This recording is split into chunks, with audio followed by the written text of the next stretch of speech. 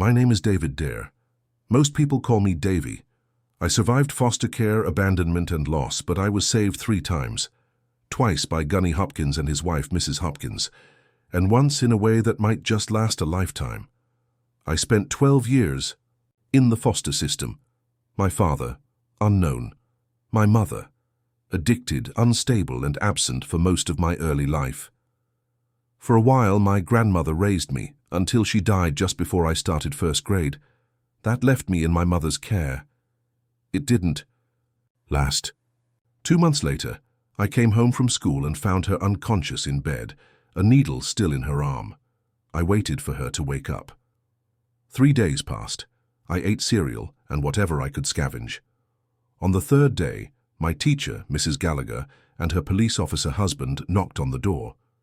I told them my mom was just asleep. Mrs. Gallagher checked and made the call that changed my life. My mom was gone, and I was in the system. By 14, I'd lived in 12 homes and attended 9 schools. I wasn't a troublemaker, just lost in a system that was more business than care. Some homes were abusive, many were indifferent. I was invisible. Then came my first year of high school, and Gunny Hopkins. Gunny was a towering, no-nonsense ex-Marine who taught PE and ran a dojo after school. Kids said he could break you in half just by looking at you. His wife, Mrs. Hopkins, Mrs. X to most, was the school psychologist. She was tiny, calm, and terrifying in her own way. If Gunny was the wall, she was the storm. They'd become foster parents years earlier to raise a niece. They didn't plan to take in another, until I walked into her office. That morning, my current foster father, an angry drunk, accused me of stealing his wallet. When I couldn't prove otherwise, he beat me. I showed up to school bruised, lip split, eye swollen. I forgot I had a meeting with Mrs. X to discuss my failing grades. I tried to hide the bruises, but she saw. "What happened to you?" she asked. I lied. She didn't buy it. She picked up the phone, dialed 9, then 1, hovered over the last digit. I broke. "My foster dad thought I took his wallet. He hit me. He was drunk." "Did he hit you anywhere else?" "My back," I said. "It hurts." She had me lift my shirt. The bruises told her everything. She didn't call the police. She called her husband. Gunny showed up in minutes. "What are we going to do?" she asked him. He didn't hesitate. That day they called CYS and offered to take me in. Mrs. X didn't ask. She ordered. The agency didn't argue. By sunset, I was in their home, safe, seen, and for the first time since my grandmother, genuinely cared for. What followed were 4 years of stability, growth, and transformation. With the Hopkinses, I wasn't just a case file. I was family. It had been almost a year since I recovered from my injuries and started college. I hadn't seen Vera in all that time. But now she was back and staying with me. I cleared space in my room, in my drawers, and in my life. Quietly, I wondered if we might become more than just friends. That first night was awkward. I was used to sleeping alone, sprawled across the bed in boxers and a t-shirt. Now I added sweatpants. Vera, meanwhile, walked out of the bathroom in a tiny t-shirt and shorts with clearly nothing underneath. My heart raced before she even lay down. I tried to be respectful. I kept to the edge of the bed, turned away. But sometime during the night, I rolled over and held her, hand pressed against her chest. When I woke, I was flushed, embarrassed. She just smiled. "Don't worry," she whispered. "I like being held." Then she kissed me softly, sleepily, and pulled her shirt off, straddling me, her lips hungry. I froze. Tempted, yes, but I stopped her. "Vera, you don't need to do this. I'm your friend, not someone you owe. I want us to mean something. I won't be your quick escape." She stared at me for a long time. Then, with a hint of hurt, said, "Sometimes you're too good for your own good. I like you, maybe even love you, and you still say no?" "If that's real," I said, "then we'll take our time. I just need to know it's honest." She left the room and came back dressed head to toe. Message received. Later that week, I called Mrs. H and asked if Vera could join us for Christmas. "The more the merrier," she said. I bought Vera a small necklace, not knowing it would be her first gift that didn't come from a charity bin. When she opened it, she cried and kissed me in front of everyone like she'd been holding it in for years. That night, she told me, She wanted us to be together. She never went back to the dorms. 3 years passed. Vera graduated top of her class, landed a job at a Big Four firm in Philly. I took a teaching position nearby. We got married. Small ceremony, simple joy. Gunny was my best man, Mrs. H, her bridesmaid. They gave us a check, every penny they'd received to raise me. It bought us our first home. We were happy, really happy. Then came the whistleblower case. Vera's firm was assigned to audit a defense contractor accused of massive fraud. The whistleblower, Richard Wilson, was a junior accountant who stumbled on fake billing and traced it back to a Cayman shell company tied to executives. When threats started, the feds stepped in and offered protection. Richard had one condition. Vera came with him.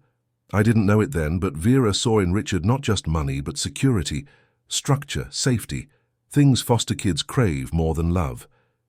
She left on a Sunday. We had made love the night before, wild, frantic, intimate.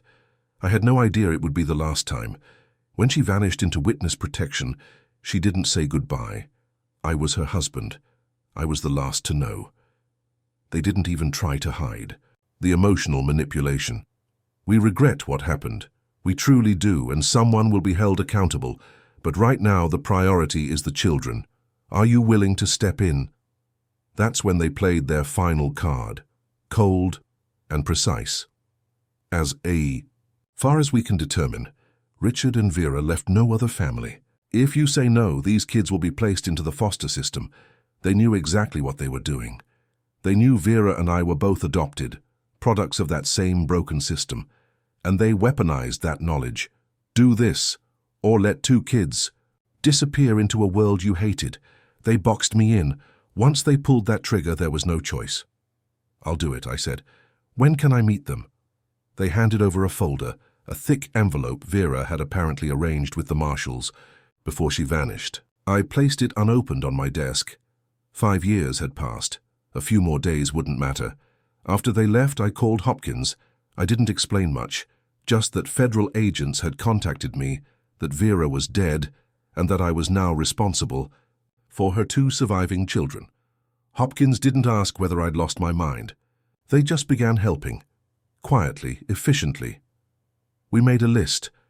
A crib, clothes, legal forms. Everything a single father of 2 would need. 2 days later, in a private room at the Philadelphia Federal Courthouse, Violet and Samuel were handed over to me, along with new birth certificates listing me as their father. It wasn't symbolic. It was legal, final. I was their dad now, ill-prepared, overwhelmed, furious and mourning. But still, their dad. Samuel, the younger of the 2, warmed up to me almost immediately. Violet took longer. But by the time school began that fall, both had started calling me Dad. I found a daycare near the school where most teachers with young kids sent theirs. Hopkins used their connections to set me up with pediatricians, babysitters, and everything else I didn't even know I needed. They treated Violet and Samuel like bonus grandchildren, and me like a son, even if it was never official. That folder sat on my desk for weeks. I couldn't bring myself to open it. One night, after the kids were asleep, I finally did. Inside was everything the marshals had promised. Legal documents, 10 copies of Vera's death certificate, her wedding and engagement, rings, even the Christmas necklace I gave her years ago. The marshals had collected her belongings from the hospital and added them to the file. And then there was the letter, sealed, addressed to me. I stared at it for a long time, unsure if I had the strength to read it. Eventually, I tore it open. Dear Davy, by the time you read this, I will be gone, I'm sorry. I tried to make this transition as clean as possible. You'll find everything you need to legally erase me. I know I've hurt you deeply. All I can offer is my regret. You loved me in a way no one else ever has. I will always hold that in my heart. I wish I could have loved you back, but I don't. So I think I'm built that way. The foster system did something to me. I don't believe I'm capable of love, not really. Maybe my mother, though I don't remember her. You, on the other hand, somehow survived that same system and kept your ability to love intact. Maybe because of Gunny and Mrs. H.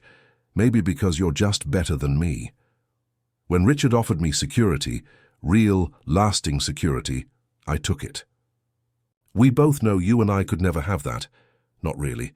With him, I'd be protected by federal law and have access to money we never could have imagined. I don't love him. He knows that. But he believes one day I might, especially if we had children together. Hate me if you need to. I understand. I don't expect forgiveness.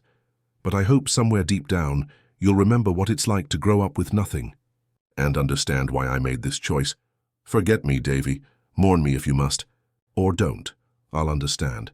There is a woman out there who can love you the way you loved me. I hope she finds you. I hope you build a beautiful life. A home full of children and warmth.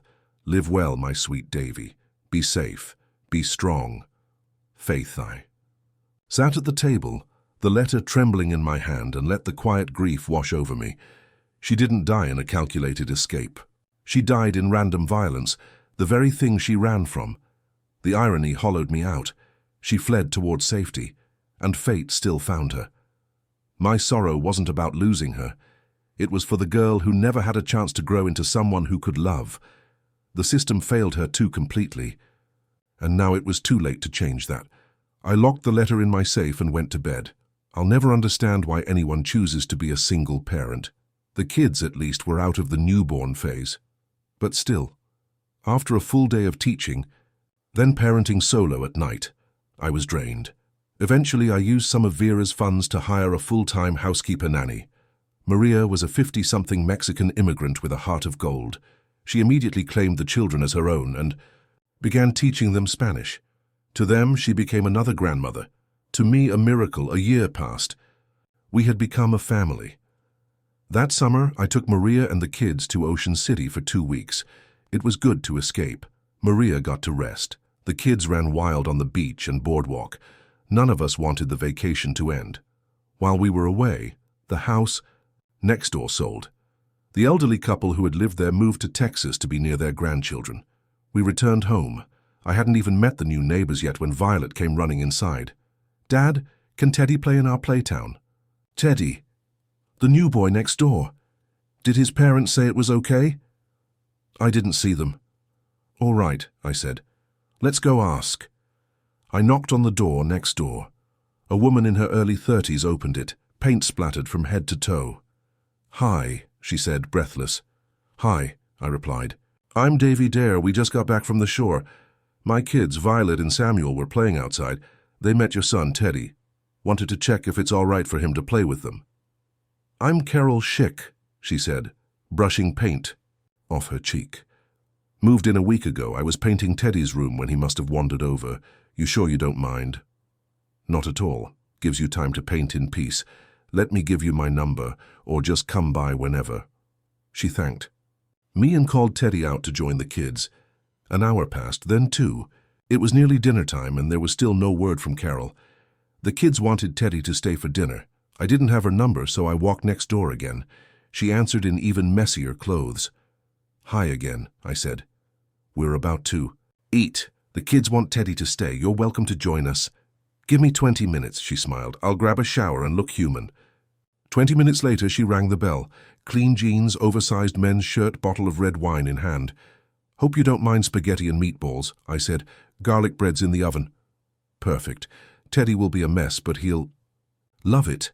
And I love pasta. Is your wife joining us?" I paused, then offered the simplest truth I could. "I'm a widower. She died just over a year ago."